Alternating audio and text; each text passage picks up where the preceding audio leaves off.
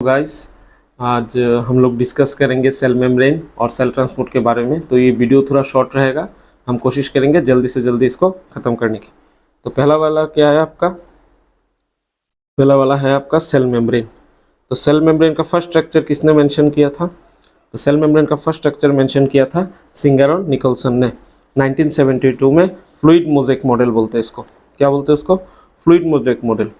और एक चीज़ और याद रखना है इसमें से कि जो भी सब्सटेंस फैट सोल्यूबल होते हैं वो इजीली परमिएबल होते हैं किसमें? सेल मेम्ब्रेन में इजीली परमिएबल होते हैं। और इस प्रॉपर्टीज को क्या बोलते हैं? इस प्रॉपर्टीज को बोलते हैं फ्लूइडिटी। ठीक है, तो एक बेसिक स्ट्रक्चर है सेल मेम्ब्रेन का, जिसमें क्या है, जिसमें ये लिपिड है, ये हो गया आपका लिपिड, और दूसरा वाला होता है प्रोटीन। तो प्रोटीन जो होता है आपके, प्रोटीन मेनली होते हैं दो टाइप के। एक होता है आपका इंटीग्रल प्रोटीन और एक होता है आपका क्या होता है आपका इंटीग्रल प्रोटीन जो होता है टोटल और पार्शियल। एक फुल थिकनेस में रहते हैं और एक पार्शियल थिकनेस में रहते हैं। और जो ये पेरिफेरल प्रोटीन है वो पेरिफेरी में रहता है सेल मेम्ब्रेन के। तो टोटल प्रोटीन और पार्शियल प्रोटीन में टोटल प्रोटीन क्या फॉर्म करता है? चैनल प्रोटीन, टनल प्रोटीन, ये सब फॉर्म करते हैं। चैनल वो है जिसके थ्रू क्या होता है, मॉलिक्यूल पास करते हैं। पेरिफेरल प्रोटीन क्या करता है? ये बाइंड करता है ग्लूकोज के साथ और फॉर्म करता है ग्लाइकोप्रोटीन। और ये जो ग्लाइकोप्रोटीन का प्रोडक्शन कौन करता है? तो वो करता है गोल्गी बॉडी। दूसरा चीज क्या इंपॉर्टेंट है इसमें से कि सेल मेम्ब्रेन में 40% होता है लिपिड, 52% होता है प्रोटीन, कार्बोहाइड्रेट 5 to 8% होता है। इसमें से एक स्पेसिफिक ये चीज़ भी है कि लिपिड का कौन सा फॉर्म होता है? तो वो होता है फॉस्फोलिपिड। फॉस्फोलिपिड में कौन सा होता है? इनोसिटोन और लेसिथिन। ये बेसिकली एनिमल सेल में होता है। अब दूसरा क्या होगा? दूसरा है मेम्ब्रेन ट्रांसपोर्ट। मेम्ब्रेन ट्रांसपोर्ट दो टाइप के होते हैं। एक होता है आपका पैसिव ट्रांसपोर्ट और एक होता है क्या आपका एक्टिव ट्रांसपोर्ट। ठीक है, तो पैसिव ट्रांसपोर्ट में क्या होगा? पैसिव ट्रांसपोर्ट में एटीपी रिक्वायर्ड नहीं होता। एक्टिव ट्रांसपोर्ट में क्या होता है? एटीपी रिक्वायर्ड होता है।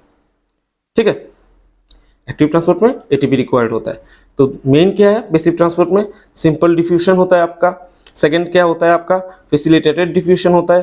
थर्ड क्या होता है आपका? ऑस्मोसिस भी आता है इस टाइप के अंदर। तो सिंपल डिफ्यूजन में क्या होगा? रेस्पिरेटरी मेम्ब्रेन में जो डिफ्यूजन होता है गैसेस का वो मेनली होता है क्या? Simple diffusion.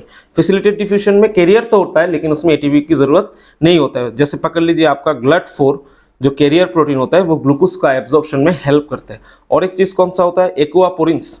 एक्वापोरिन्स क्या होता है? जो वाटर का एब्जॉर्प्शन में हेल्प करते हैं सेल में। ठीक है, तीसरा आ गया आपका ऑस्मोसिस।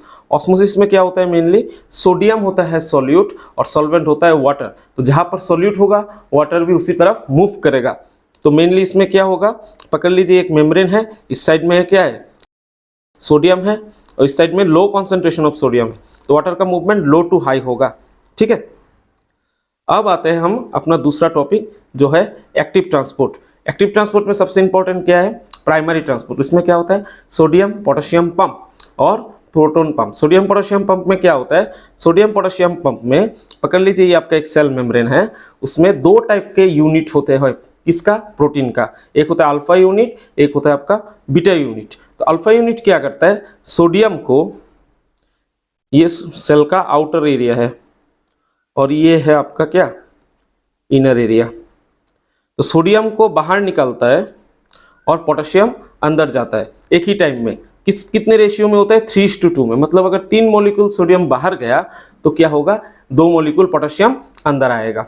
तो ये आपका कौन सा गया? सोडियम पोटेशियम पंप जो प्राइमरी एक्टिव ट्रांसपोर्ट है। दूसरा होता है प्रोटोन पंप, वो रहता है हमारे स्टोमक में। स्टोमक में क्या करता है?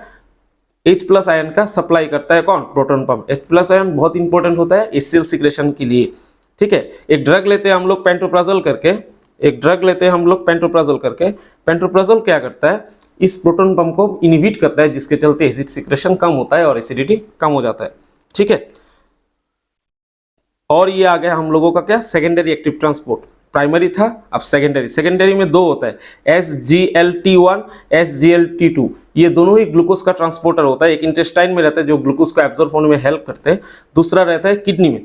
किडनी वाला किस पार्ट में रहता है? प्रॉक्सिमल कॉन्वोल्यूटेड ट्यूबुल्स में। ये क्या करता है? रीअब्जॉर्प्शन ऑफ ग्लूकोज करता है। रीअब्जॉर्प्शन ऑफ ग्लूकोज का मतलब क्या है? रीअब्जॉर्प्शन ऑफ ग्लूकोज का मतलब ये है कि ये वाला क्या करता है? जो वाला ग्लूकोज एब्जॉर्ब होने के बाद भी ब्लड में रह जाता है और किडनी के थ्रू पास करने के टाइम ग्लोमेरुलस से होके पीसीटी से निकल के यूरिन में जाने का कोशिश करता है, उसी टाइम वो क्या करता है, पीसीटी से उसको फिर से रीअब्जॉर्ब कर लेते हैं ब्लड वेसल में, ताकि एक भी ग्लूकोज का दाना नहीं निकल सके यूरिन से। ठीक है, और ये एक आखिरी वाला और बहुत इंपॉर्टेंट कॉन्सेप्ट है आपके एग्जाम के लिए, नीट के लिए बहुत ही इंपॉर्टेंट है, आ भी चुका है 2 बार। फ्लिप फ्लॉप मूवमेंट क्या होता है? तो ये है लिपिड मॉलिक्यूल। लिपिड मॉलिक्यूल में क्या होता है, ये वाला अगर पोर्शन देखेंगे तो ये उसका हेड पार्ट है जो पोलर होता है, और ये वाला टेल पोर्शन है जो नॉन पोलर होता है। ठीक है, तो लिपिड मॉलिक्यूल का 2 टाइप का मूवमेंट हो सकता है, एक होता है उसका हॉराइजॉन्टल मूवमेंट और एक होता है वर्टिकल मूवमेंट, इस साइड से इस साइड में आने का। जो हॉराइजॉन्टल मूवमेंट होता है उसको लेटरल मूवमेंट बोलते हैं और वो ऑकेशनली होता है। लेकिन जो वर्टिकल मूवमेंट है उसका इस साइड में जाने का, फिर से ऑपोजिट साइड में आने का, ये वर्टिकल मूवमेंट जो होता है, वर्टिकली जो मूवमेंट होता है उसको बोलते हैं फ्लिप फ्लॉप मूवमेंट, जो रेयरली होते हैं। तो यही तक था हम लोगों का सेल मेम्ब्रेन और उसका ट्रांसपोर्ट। ये वीडियो आप लोगों के लिए उम्मीद करते हैं अच्छा होगा। ठीक है, please like, share and subscribe our channel. Thank you.